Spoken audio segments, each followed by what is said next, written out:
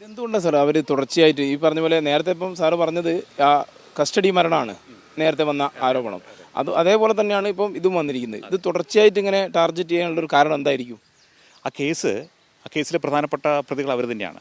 അത് വയനാട് പ്രദേശത്തുള്ള ഏറ്റവും നല്ല വീട്ടിമരങ്ങൾ കിട്ടുന്ന ഒരു പ്രദേശമാണ് ആ വാഴവറ്റ പ്രദേശം എന്ന് പറയുന്നത്. അവിടെയുള്ള 574 ഏറ്റവും പഴക്കമുള്ള മരം എന്ന് പറഞ്ഞാൽ 574 വർഷം പഴക്കമുള്ള മരമടക്കം, അങ്ങനെയുള്ള അത്രയും വലിയ വീട്ടിമരങ്ങൾ മുറിച്ച് കടത്തിക്കൊണ്ടുപോകാൻ ചെയ്തിരിക്കുന്ന ആളുകളാണ്.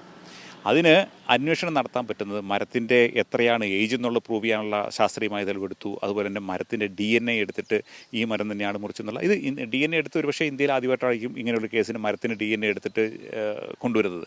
അങ്ങനെയുള്ള അന്വേഷണം നടത്തി അത് അവരെ ഒരുപക്ഷെ ശിക്ഷിക്കപ്പെടാമെന്നോ അല്ലെങ്കിൽ ആ കേസ് ഇനിയും മുമ്പോട്ട് പോകാതിരിക്കണമെന്നുള്ള ഉദ്ദേശത്തോട് തന്നെ ചെയ്തിരിക്കുന്നതായിരിക്കാം.